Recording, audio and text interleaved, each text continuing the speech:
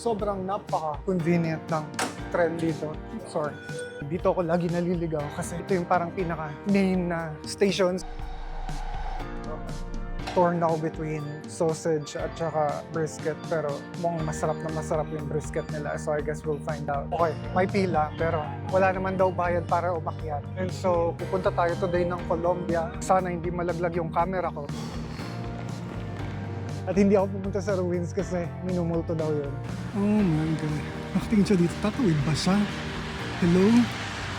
69 kilos ako ngayong umaga na nagtimbang ako. And feeling ko, aabot ako ng 75 kilos bago matapos itong year 2025.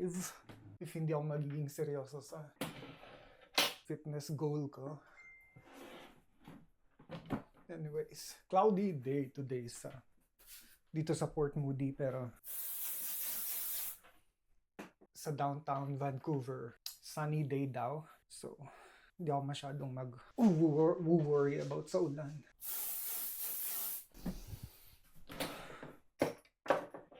And ang temperature natin today ay 14 degrees Celsius. And alam ko, makalat. Ito yung pinagkainan ko. Hindi ko pa naubos actually yung kape ko. Pero niyayaya ako ni Ren pumunta ng downtown and lilibre niya ako ng dinner. So, let's go. Okay.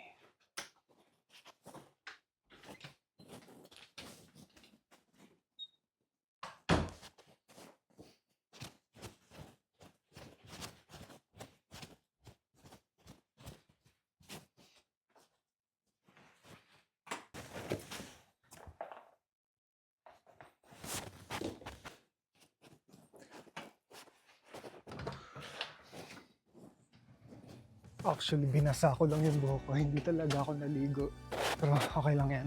Padating na yung bus in 5 minutes. Pero lalakarin ko na lang papuntang SkyTrain. 15 minutes na. Lakaran lang naman yung papuntang SkyTrain. 10 minutes lang yung difference. And mas gusto ko nang makapag-umpisa sa steps ko for the day para hindi ako maghapit mamaya. Naiwanan ko yung compass card ko. Well, actually, naiwanan ko yung buong card holder ko at saka yung coin purse ko. Ngayon, hindi ko sure kung gagana ba yung Apple Pay sa entrance ng SkyTrain. And ayoko nang umuwi. Kung uwi man ako, ayoko nang pumunta sa downtown.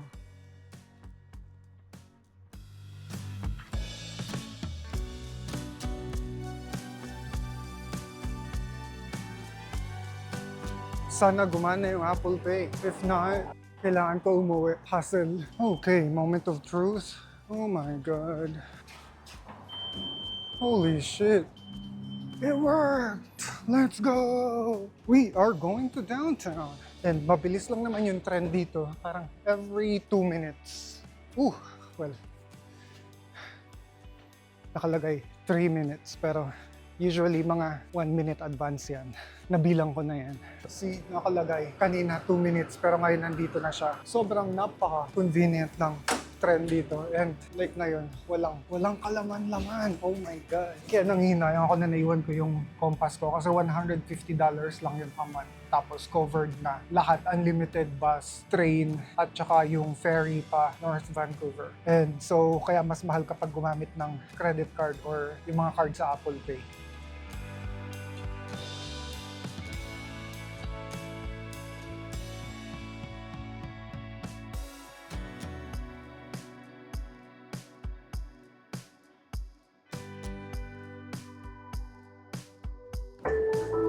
Okay. Kailangan ko ngayon lumipat sa Expo Line. Bale, para makarating ng downtown, kailangan ko mag-Millennium Line mga 20 minutes. Tapos sa Expo Line mga 5 to 10 minutes. Samsung. Sobrang convenient din kasi hindi ko kailangan lumabas. So, hindi ko kailangan itap ulit yung card ko. Connected tong Expo Line dun sa Millennium Line na dumidiretso ng Port Moody. And sobrang bibilis lang din dumating ng mga train. Like for example, ngayon papunta tayo ng Waterfront. Pero dun sa board, makikita mo na sunod-sunod yung train pa Waterfront na yung pinaka dadating soon arriving now, tapos yung next arriving in 3 minutes, tapos yung next arriving in 5 minutes. Ganun siya kabilis dito. Okay, let's go. Oh, pero ito siksikan to lagi. Okay, kailangan ko lang makakita ng magandang pwesto. I think magiging happy na ako dito sa side na to.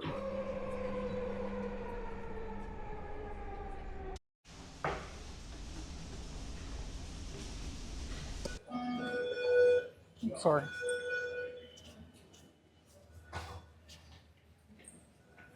Okay, dito ako lagi naliligaw kasi ito yung parang pinaka main na station. So dito papunta tayo ngayon dun sa ferry kasi dumiretso si Ran sa North Vancouver. And so, actually gusto ko lagi sumasakay ng ferry kasi minsan may mga sea otter, dolphins, at saka seals na nakikita. Maganda rin yung view ng downtown Vancouver at saka North Vancouver. Pero, oh my God. So, medyo matagal yung hintayan dito sa ferry or sa sea bus. Pero dinidisplay naman nila. Ayan, 6 minutes 52 seconds. And gusto ko makapwesto ng okay kasi kukuha ako ng mga magagandang pictures. Pero kung hindi ako makakapwesto, I think tatayo ako dun sa mismong bintana. Okay, eto na siya. Pero kailangan pa muna natin hintayin na makababa yung mga pasahero bago nila tayo pasakayin. Pero sa kabilang side, bababa yung mga nakasakay dyan na yun. Tapos dito tayo sa side na to, sasakay naman para walang banggaan. Nice! Wala masyadong tao. And ito yung pwesto na gusto ko dito. Kunin ko na to. Best spot. Kitang kita yung buong bintana.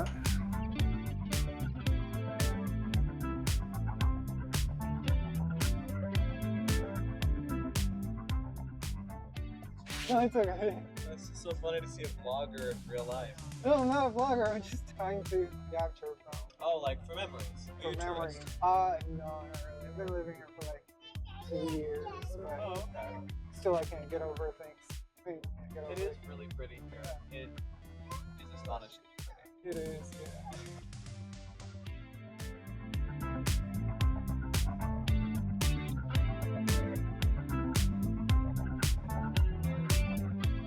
Now, let's see kung gagana to dito. Yay! Gumana siya. So, kailangan ko lang hanapin ngayon si Ran. Nasa food court daw siya nitong Quayside Plaza. Oh my God, hindi ko na maalala kung saan yung ice creaman dito. Well, I think ito na yung ice creaman dito. Or nasa na siya? No! Okay, hindi ko siya makita. Wait lang. Message pa siya. Na-disconnect ako sa internet. Wait lang. Oh my God. Nasaan siya? Okay, nakita ko na siya. Akala ko ba dun sa tapat ng ice cream? Hinanap kita dun. Sabi mo sa tapat ng ice cream? Mukhang masarap tong fruit tart pero hit or miss kasi yung mga strawberry. Minsan maasim yung strawberry nila. Masarap tong Nanaimo bar. Pero sobrang tamis niya, nakakaumay. Ito, natikman ko na to. Lasang laing to. Spinach and pita. Quiche. Ikot pa tayo dito. Oh my God. Oh my God. Baby back. Hi. Gutom ka na ba? Gusto mo dito kumain? Yeah, okay. It's for Okay. regular. Oh, okay. So these are all the mains? Okay. We have the chicken, lamb, brisket, roast beef, pork ribs, ham, pork chop, meatball, and sausage. Okay. I will have one regular main, brisket, and then sides would be for here to go. For here, sides would be white rice and green salad. Pork chop. Parang gusto ko rin try yung sausage nila, pero brisket. That's spare ribs. Oh, that's ribs. You're getting the ribs? Yeah, I think so. Oh, so nice. So, yung kinuha ko is regular, isang main, tapos dalawang sides. $16.95 lang. And actually, hindi ko sure kung torn ako between sausage at saka brisket, pero mukhang masarap na masarap yung brisket nila. So I guess we'll find out. Order ka na. Vinaigrette? Yeah, yes, please. Thank you. And and gravy on the brisket? Yes. And we will pay together. Sure, no problem. He will be using his card. Oh my God. Ang laki ng serving. $16. Kuha lang tayo ng kutsara, tinidor. Holy shit, paano gamitin to? Okay. Alright. First time ko gumamit nito. May kailangan pa ba ako? I think wala na. Wala na akong kailangan. Pwede naman ako bumalik for water. Pero actually, kuha na ako ng water ngayon. Oh my God. So, ito yung pork ribs, no? Mashed potato at saka mixed veggie. Ang sarap ng in-order ko. Okay, moment of truth. Gusto ko unahin kagad yung mataba. Excited ako lagi sa mga taba at sa mga mantika. Feeling ko, ito na yung ikamamatay ko. Sarap. Ang sarap niya. And parang, hindi naman sobrang malagkit, pero parang biko yung lasa ng rice nila. Gusto mo mag-trade? Bigyan kita nito, bigyan mo ako ng... Ha? I gave you. Puro buto, oh my God. Ayoko talaga umorder ng buto. No, puro buto. Here, ayan, lahat yan laman.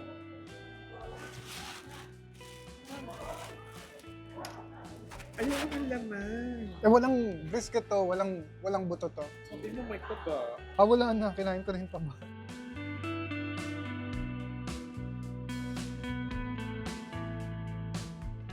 Okay, nabusog ako.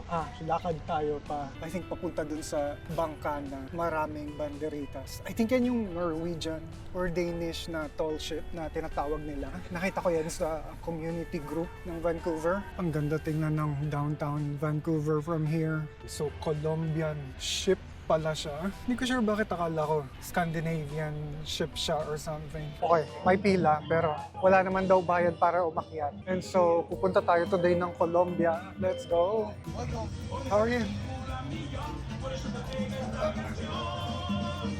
Oh my God! Holy shit! So nice. So, dun sa game na nilalaro ko sa Genshin, minsan may mga treasure chest sa pinaka-tok-tok nito, kung ano man yung tawag dyan. Pero napaka-overwhelming niya makita in person. Pwedeng pumasok sa mga deck sa baba. Okay, yun yung next na pupuntahan natin. Oh!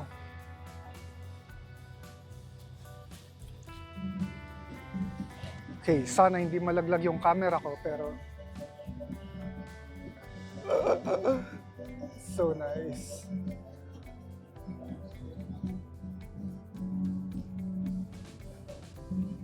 And mukhang makintab yung side pero hindi madulas yung floor. Hindi ko naintindihan yung mga instructions nila. Baba tayo sa deck.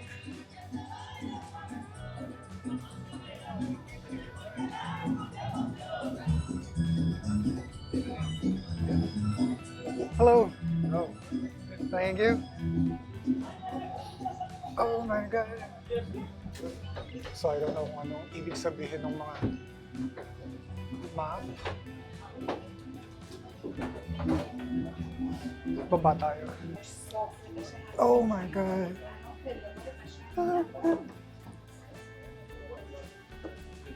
Oh.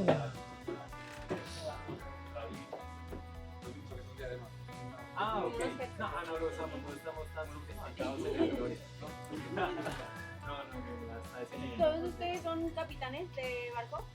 Okay. Balik na tayo pataas. Pero kailangan natin umuko konti dahil kahit hindi tayo matangkad, mababa lang yung ceiling nitong deck nila.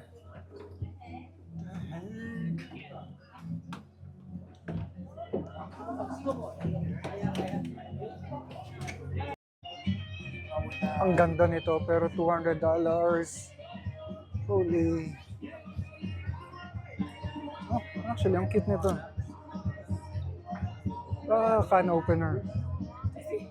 Nice. My God, nakakalula siya pero... Let's go, Colombia! Thank you! Bye-bye! Bye! Thank you! Well, hindi ako nakakaintindi ng Spanish, pero nung lumaya daw sa Spain, bale katulad ng Pilipinas, naging under din ng Spain yung Colombia. Pero nung time na lumaya sila from Spain, yung buong North, nung South America, ang hirap i-explain. Pero yun, yung Venezuela, Colombia, Ecuador, Panama, Peru, isang buong bansa lang sila na tinatawag daw na Gran Colombia, kung tama yung pagkakaintindi ko. Pero today, hindi ako magaling sa history, magkakaiba-ibang bansa na sila. So I think naghiwa-hiwalay din sila in the end. Yung selfie, para meron tayong pang cover. Isa pa.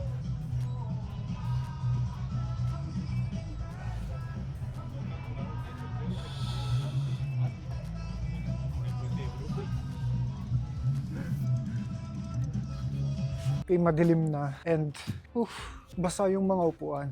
Pero I think okay lang naman. Pero ang ganda ng view. Parang gusto ko ng ganito sa sarili kong bakuran. Na tapat ng beach. Kung makakabili ako ng property. Pero ang cozy. Pero ayun nga, uulan daw ngayong gabi. And itong sapatos na to yung suot ko. So for sure papasukan to ng tubig 100%. Let's go! Oras na para umuwi. And oh my God, it's full-blown fall. Ganda ng mga dahon. Tinahangin sila. Oh my God.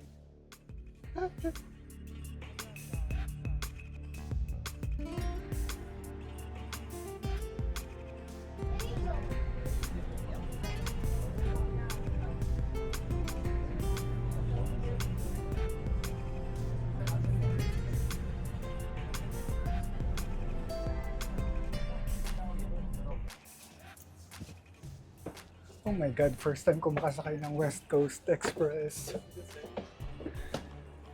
Second floor? Huh? So, didiretso to ng Port Moody, pero oh my God, looks fancy to me. Haven't ridden a train before. Let's go. Naghanap kami ng bakanting lamesa. Love it. Here? Okay. Ang hirap makakita ng solo na table. Ang bilis namin nakabalik ng Port Moody. And yung pinaka first time ko, parang wala pang 30 minutes. Kasi, well, hindi siya umikot. Hindi katulad nitong Millennium Line na iikot sa iba pang cities. Ito, diretso lang siya along Burrard Inlet. Kaya sobrang bilis lang ng biyahe. And ito yung lagay ng panahon natin today. Sana mag-improve pa siya mamaya. Pero maliit lang yung window ng daylight ngayong season na to, and meron lang tayo according to forecast mga 2 hours ng clear sky, so ewan ko.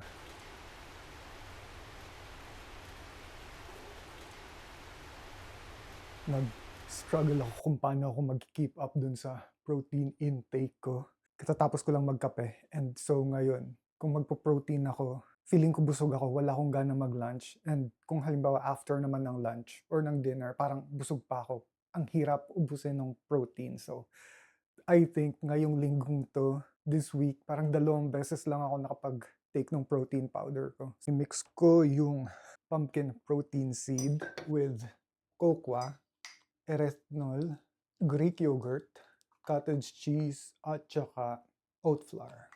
And so, ito, meron na tong mga 40 grams ng protein, which is kalahati na nung goal ko na protein intake. Nangihingi ngayon ng best time for an interview yung Orange Theory. Gym yun. Gym membership yun dito sa Canada. Actually sa US din yata. Hindi ko lang sure. Pero yun yung preparean ko today. Pero may iba pa akong mga intentions today. Gusto ko rin maging productive. So kailangan ko makapaglakad ng 10,000 steps, gym. Masalang yung labada. Makapaglinis dito kasi napakakalat. Ito yung kinain pa namin to kagabi.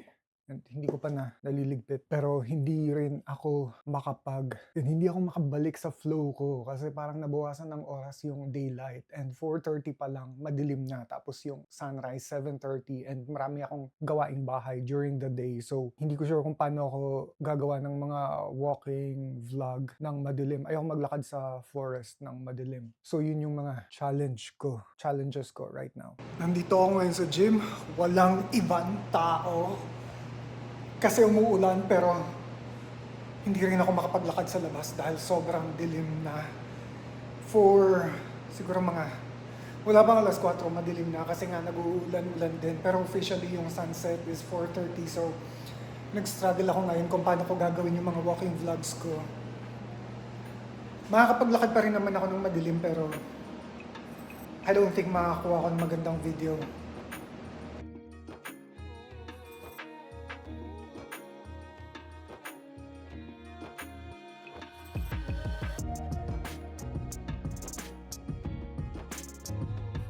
Believe it or not, alas 4 pa lang ng hapon.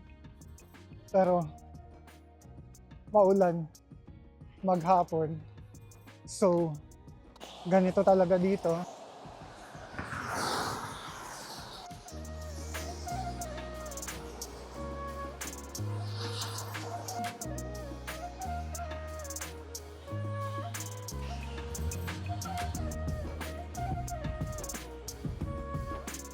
Hindi ko masyadong naplano tong vlog na to pero dahil madilim na, dito lang ako sa highway maglalakad and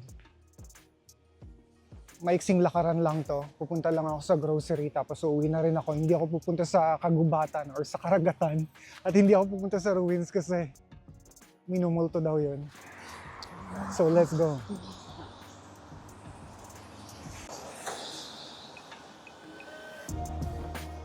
And ito ang Port Moody Public Library. Open yan hanggang 9 p.m. Pero pag Friday at saka weekends, alam ko, open lang sila hanggang 5 p.m.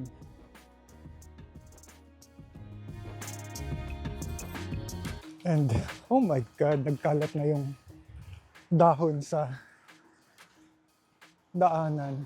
And magiging mas malala pa yan in the next coming days. And ito ang Port Moody Fire Hall or Fire Station. Meron ditong lumang-lumang model nung ginagamit nilang fire truck. So ito, I'm not sure kung anong year nila ginamit to, pero napaka-vintage nung dating.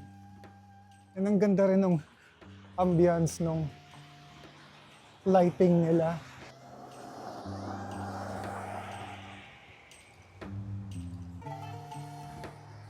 Yes, so finally, wala nang ulan. Pero hindi ko sure kung hanggang anong oras na walang ulan, pero sana ganito lang. Para hindi mabasa yung lens ng camera and hindi ako mahirapan mag-edit. And ito rin yung first time ko na mag-vlog ng gabi, nang naglalakad. Ito yung pinaka-main street ng Sutterbrook Village. Diyan ako dati nag-grocery sa Thrifty Food nung hindi pa nag-open yung Save On sa Newport Village. So parang dalawa yung downtown. Or actually, isang buong downtown lang naman sila ng Port Moody. Yung Sutterbrook at saka Newport. Kasi sobrang magkalapit lang nila. Mukhang malamig na malamig, pero ang totoo niyan, 9 degrees Celsius lang. Nag-gloves lang ako kasi malamig hawakan tong handle nung camera. Metal kasi siya. And so, nag-freeze yung kamay ko kapag matagal ko siyang hawak. Rain or shine, hindi ko nakikitang bakante tong football field na to. Laging may mga naglalaro and tingnan niyo yung lighting, grabe. Ang liwanag niya sobra.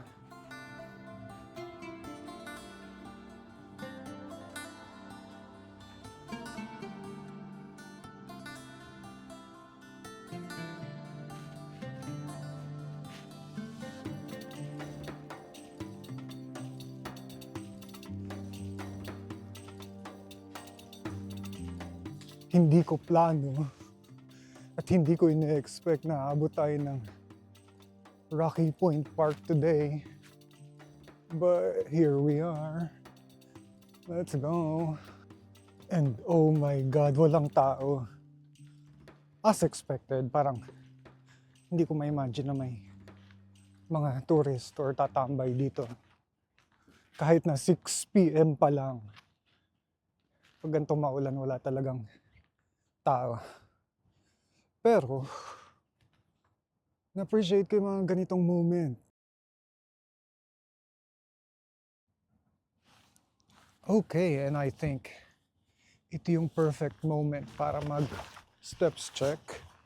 Pero, oh my God, linisan ko lang konti yung lens dahil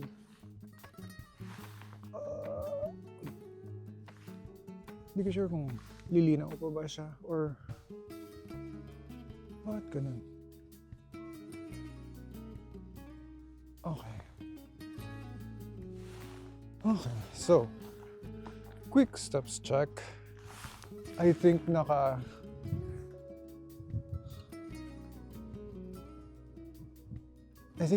rin tayo. Oh! 6,700. Oops, no. 6,744 steps. And yung average natin, yung weekly average natin so far is 10,530 steps. Which is good. We're on track. Ano pa nga ba yung sasabihin ko? And 6:24 pa lang, pero yung feeling ko sobrang gabing-gabi na, as in late na. Anyways, kailangan ko nang bumalik dahil kailangan ko pang dumaan ng grocery. Bibili ako ng rotisserie chicken.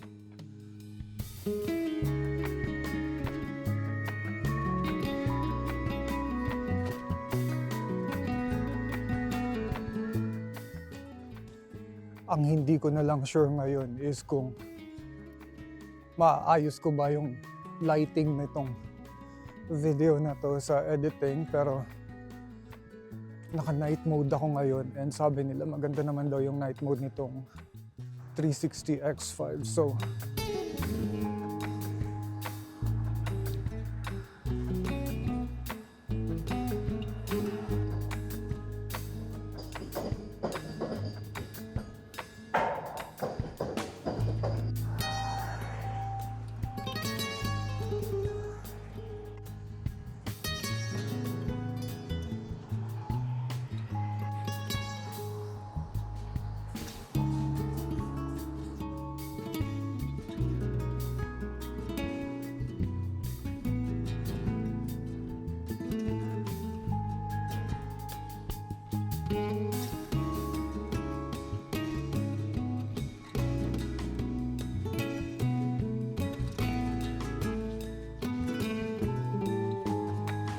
oh my God, nagkita na naman kami. Ayan siya. Pero ang late niya lang. Holy. Oh my God. Nakatingin siya dito. Tatawid ba siya? Hello? Hello? Oh my God, tumatakbo siya. Natatakot siya sa sasakyan. Ngayon ko lang nare-realize na sobrang tama yung ginawa kong desisyon na tumawid nung nakita ko yung baby bear. Hindi ko siya kagad nakita ng buo kasi nasa likod siya nung parang power box dun sa kalsada. So ang nakita ko lang yung puwet niya na ang cute, ang taba, ang fluffy. Pero every time na makakakita kayo ng, para sa mga hindi nakakaalam, every time na may baby bear, may mama bear din. And sobrang protective nila. So aggressive sila sa lahat ng mga lumalapit dun sa baby bear nila. And yun yung nagkakos lagi ng accident. So, sobrang tama yung instinct ko na umiwas kagad nung nakita ko yung baby bear kahit na sobrang ang cute-cute niya kasi ang late niya lang. Isa pa, hindi rin tumawag yung Orange Theory sa akin. Well, hindi pa sila tumatawag. So, siguro maaga pa naman today. Baka bukas or baka next week sila tumawag. So, kailangan ko lang hintayin and dapat ready ako kapag tumawag na sila. So, medyo nagre-review ako ng mga questions na pwedeng itanong nila and kailangan masagot ko siya ng maayos. Overall, I think okay lang naman tong araw na to. Wala namang special. And iniwasan ko na lang rin na magreklamo sa mga maliliit na bagay, yung mga trivial inconvenience, hindi ko na lang sila pinapansin. And tinatry ko na lang mag-focus sa mga, sa mga maliliit na blessings na nag-accumulate din naman, turns to a bigger blessing. So yun lang. Thank you sa pagsama sa akin today. Kita-kits ulit next vlog. Bye.